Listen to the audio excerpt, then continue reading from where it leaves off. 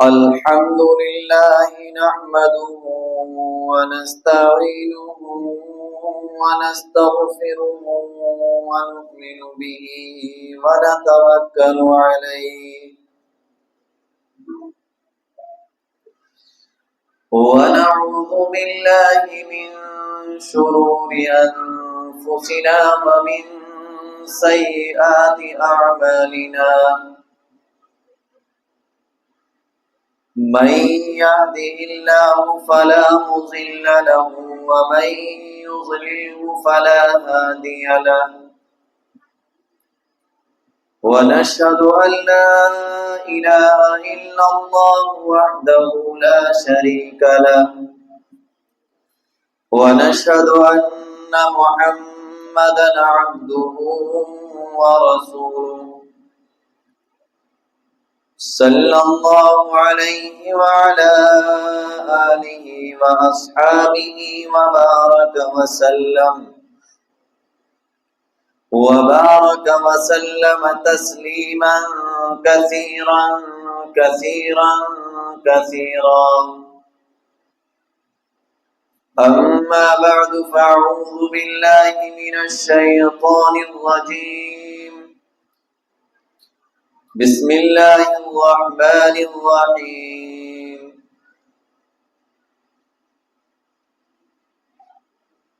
لقد جاءكم رسول من أنفسكم صدق الله العظيم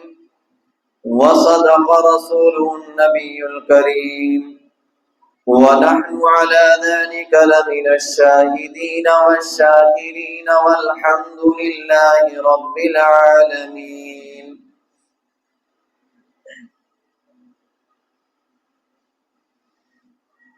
ایمان کی دولت کھو بیٹھے اسلام کی عظمت بھول گئے ایمان کی دولت کھو بیٹھے اسلام کی عظمت بھول گئے غیروں کا فسانہ یاد رہا اور اپنی حقیقت بھول گئے غیروں کا فسانہ یاد رہا اور اپنی حقیقت بھول گئے اخلاق کا شیشہ چور ہوا انصاف دلوں سے دور ہوا اللہ کا شکوہ یاد رہا اور اپنی شرارت بھول گئے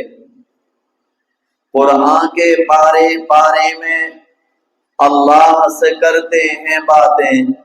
میدان عمل سے دور ہوئے قرآن کی تلاوت بھول گئے میزان عمل سے دور ہوئے دولت کے نشے میں چور ہوئے میدان عمل سے دور ہوئے دولت کے نشے میں چور ہوئے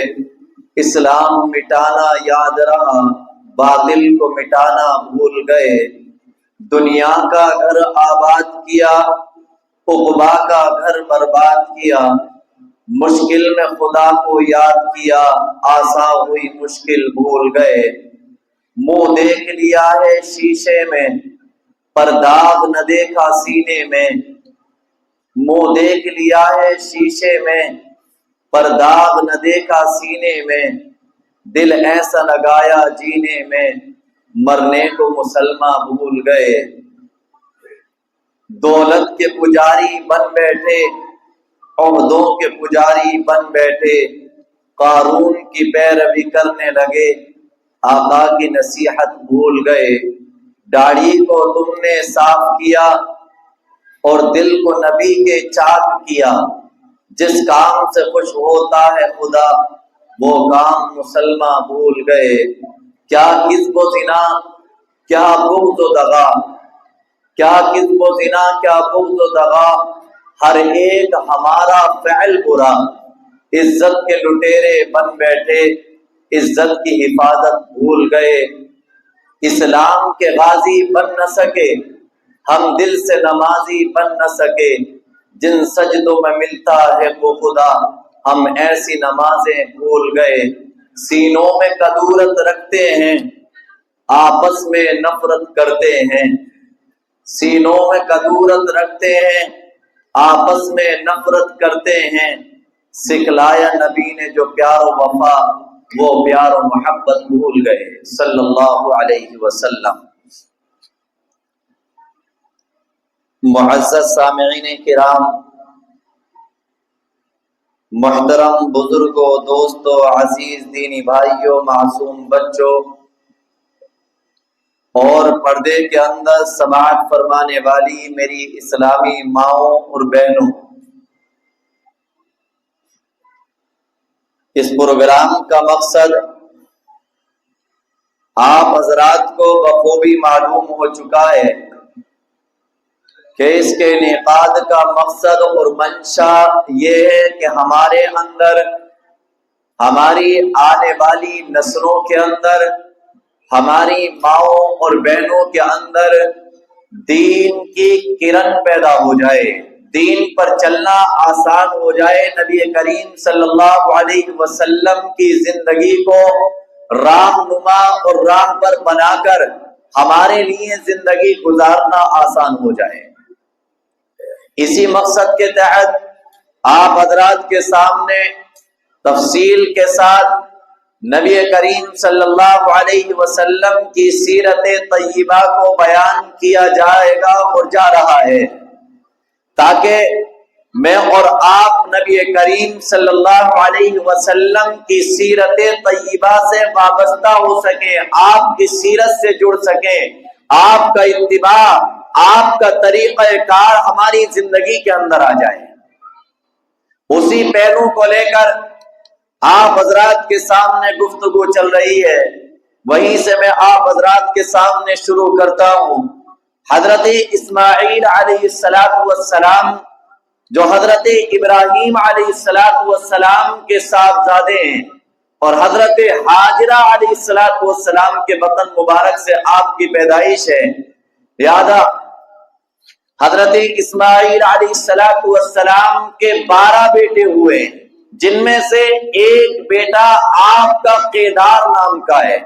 اسی سے نبی کریم صلی اللہ علیہ وسلم کی نسل چلتی ہے، آپ کا خاندانی سلسلہ نسب، آپ کے والد کی جانب سے جو سلسلہ نسب ہے وہ بھی، اور آپ کی والدہ کی طرف سے جو سلسلہ نسب ہے وہ بھی حضرت اسماعیل علیہ السلام کی نسل پر ہی جا کر ختم ہوتا ہے۔ یہاں پر ایک بات آپ حضرات کے سامنے اور عرض کر دوں، اس مجمع کے اندر خواتین بھی بیٹھی ہوئی ہیں،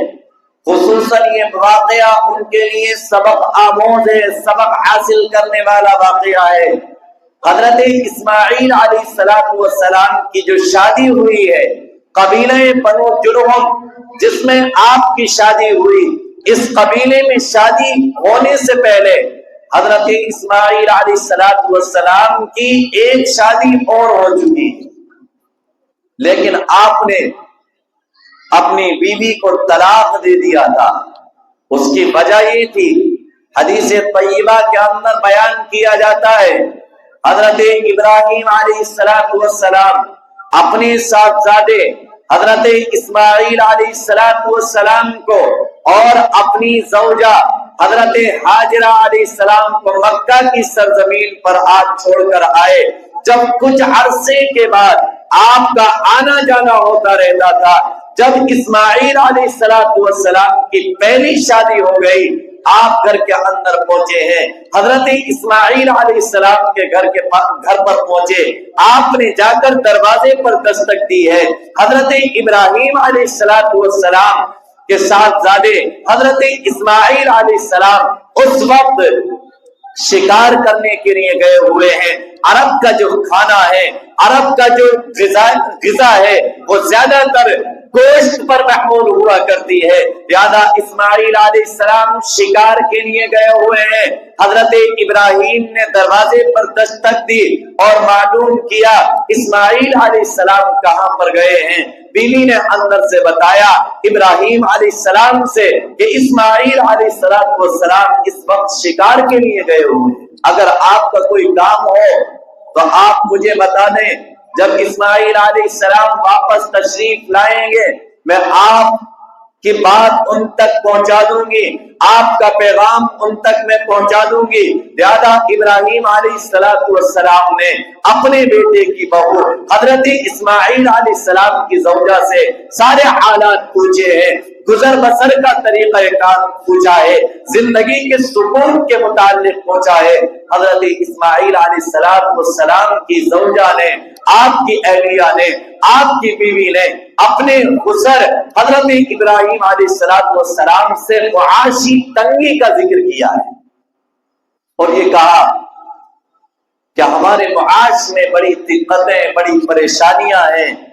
اور ہمارا گزر بسر تو بڑا مشکل ہے،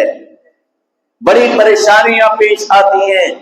حضرت ابراہیم علیہ السلام نے اپنا پیغام اپنے بیٹے کی زوجہ حضرت اسماعیل علیہ السلام کی بیوی کو دیا ہے، اور پیغام دینے کے بعد آپ نے چلتے وقت یہ جملہ کہا ہے